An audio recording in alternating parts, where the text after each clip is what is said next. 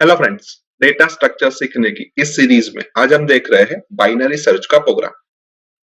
Last video के अंदर हमने बाइनरी सर्च का एल्गोरिदम देखा था।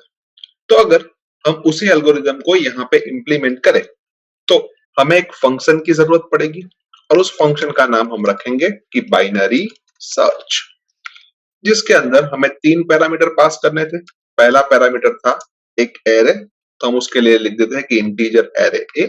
उसके बाद साइज एंड उसके बाद जो वैल्यू हमें सर्च करनी थी यानी कि n। अभी एल्गोरिथम के अंदर सबसे पहले स्टेप के तौर पे हमने लिखा है कि low is equals to 0। Second step के तौर पे लिखा है high is equals to size minus 1। Third step के अंदर हमने रिपीट स्टेटमेंट लिखा है, यानी कि उसके लिए हम यहाँ पे एक व्हाइल लूप ले लेते हैं और उस व्हाइल लूप की कंडीशन के तौर पे हम लिखते हैं कि लो की वैल्यू जब तक हाई की वैल्यू से छोटी या उससे बराबर हो तब तक हमें इस लूप को कंटिन्यू करना है। अभी चौथे नंबर के स्टेप के अंदर हमने लिखा है कि mean is equals to low plus high divided by 2। And उसके बाद पांचवें नंबर का स्टेप हमने लिखा है कि अगर n की वैल्यू a ऑफ मीड की वैल्यू से छोटी हो तो हमें i की वैल्यू के अंदर मीड माइनस 1 करना है।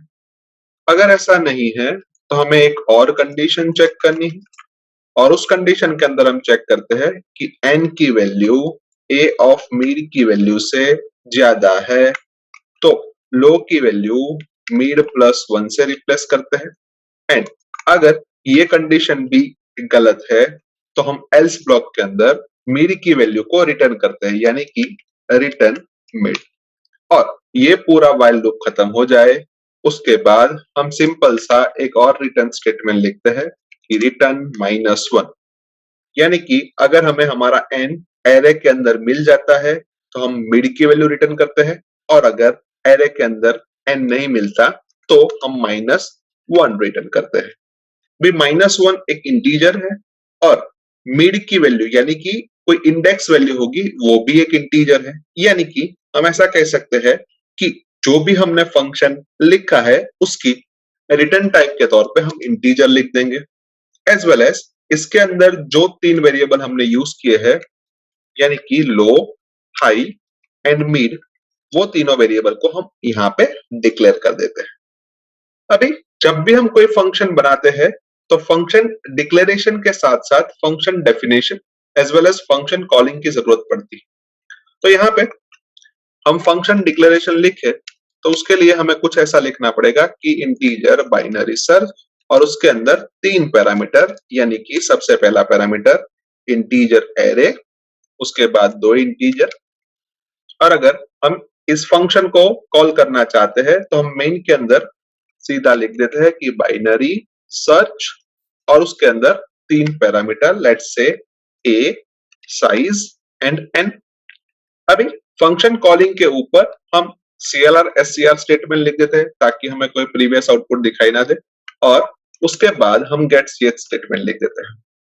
नाउ फंक्शन कॉलिंग के अंदर जो तीन वेरिएबल हमने यूज किए हैं वो तीनों वेरिएबल को हमें ऊपर डिक्लेयर करना पड़ेगा। तो लेट अस से उसके लिए मैं लिखता हूं कि इंटीजर a और 10, उसके बाद size is equals to 10 and n।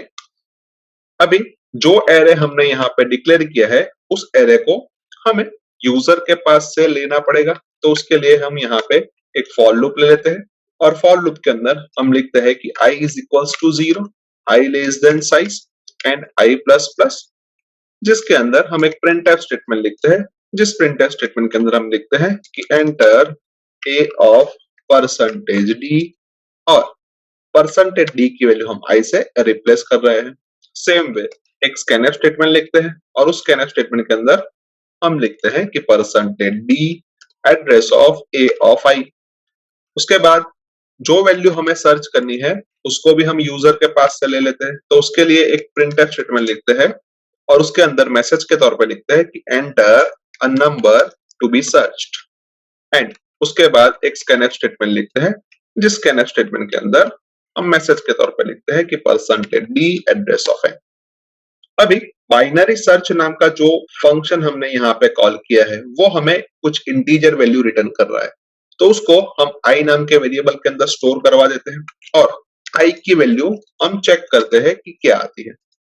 अगर i की वैल्यू -1 आती है तो उसका मीनिंग कि हमें पूरे एरे के अंदर कहीं पे भी हमारा नंबर नहीं मिला, तो हम सिंपली लिख देते हैं कि percentage D is not found in the array, और परसेंटेज डी की वैल्यू हम n से रिप्लेस कर रहे हैं।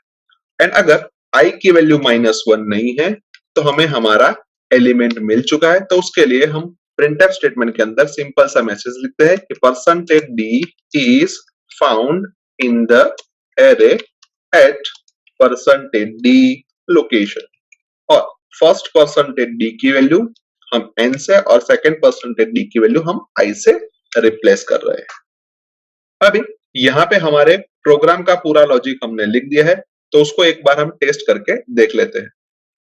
जहां पे a ऑफ 0 की वैल्यू हम -2 इंसर्ट कर रहे हैं, a ऑफ 1 की वैल्यू 0, a ऑफ 2 की वैल्यू 5, a ऑफ 3 की वैल्यू 7, a ऑफ 4 की वैल्यू 10, a ऑफ 5 की वैल्यू 15, a ऑफ 6 की वैल्यू 17, a ऑफ 7 की वैल्यू 21, a ऑफ 8 की वैल्यू 26 एंड a ऑफ 9 की वैल्यू 28 इंसर्ट कर रहे हैं, और जो नंबर हमें सर्च करना है वो हम लिखते हैं कि -2।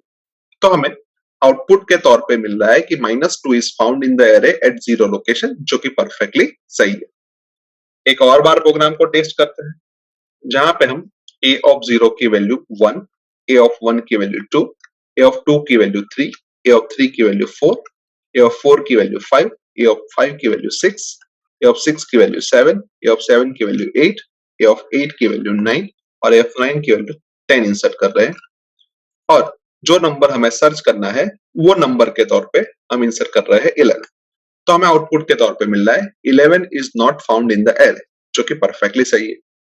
एक और बार प्रोग्राम को टेस्ट करते हैं, जहां पे मैं a ऑफ 0 की वैल्यू 12, a ऑफ 1 की वैल्यू 23, a ऑफ 2 की वैल्यू 1, a ऑफ 3 की वैल्यू 0, a ऑफ 4 की वैल्यू 2, a ऑफ 5 की वैल्यू 12, a ऑफ 6 की वैल्यू 34, a ऑफ 7 की वैल्यू 9, a ऑफ 8 की वैल्यू 0 एंड a ऑफ 9 की वैल्यू 123 इंसर्ट कर रहा हूं, और जो नंबर हमें सर्च करना है उसकी वैल्यू के तौर पे मैं 23 इंसर्ट कर रहा हूं। तो हमें आउटपुट के तौर पे मिल रहा है कि 23 is not found in the array, जो कि गलत है। लेकिन जब हमने बाइनरी सर्च का एल्गोरिदम देखा था, उस वक्त हमने एक कंडीशन मेंशन की थी कि हमारा जो भी एरे है वो एरे सॉर्टेड होना चाहिए। अगर हमारा एरे सॉर्टेड नहीं है तो हमें हमारा आउटपुट नहीं मिल सकता, और हम यहाँ पे ध्यान से देखें तो हमारा एरे यहाँ पे सॉर्टेड नहीं है, तो इसी वजह से हमें गलत आउटपुट मिल रहा है। यानी कि जब भी हम बाइनरी सर्च का यूज करें उस वक्त हमें सॉर्टेड एरे ही लेना चाहिए। अभी इस प्रोग्राम के थ्रू हम 10 साइज के एरे के ऊपर ही बाइनरी सर्च अप्लाई कर सकते हैं।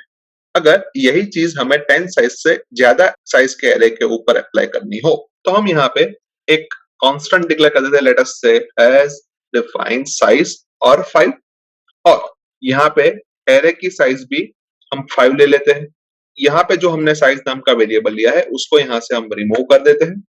यहाँ पे लोअर केस साइज को अपर केस साइज से डिक्लेयर कर देते हैं, और यहाँ पे भी हम लोअर केस साइज को अपर केस साइज से डिक्लेयर कर देते हैं। यानी कि अब सिर्फ मैं ऊपर एक जगह पे साइज की वैल्यू चेंज करूंगा तो पूरे प्रोग्राम के अंदर साइज की वैल्यू रिफ्लेक्ट हो जाएगी।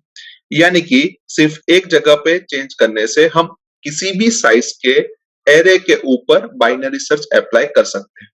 तो लेट अस से उसको भी एक बार टेस्ट करके देख लेते हैं, जहां पे मैं a ऑफ 0 की वैल्यू 1, a ऑफ 1 की वैल्यू 23, a ऑफ 2 की वैल्यू 34, a ऑफ 3 की वैल्यू 45 और a ऑफ 4 की वैल्यू 78 इंसर्ट कर रहा हूं, और नंबर सर्च के तौर पे मैं इंसर्ट कर रहा हूं 78। तो हमें आउटपुट के तौर पे मिल रहा है 78 is found in the array at 4 location, जो कि परफेक्टली सही है। यानी कि हम ऐसा कह सकते हैं कि इस प्रोग्राम के थ्रू हम किसी भी साइज के एरे के ऊपर बाइनरी सर्च इजीली अप्लाई कर सकते हैं। आई होप कि आपको इस वीडियो के अंदर अच्छी तरीके से समझ आ चुकी होगी। आज के वीडियो में बस इतना ही, नेक्स्ट वीडियो के अंदर फिर से मिलेंगे। Thank you very much.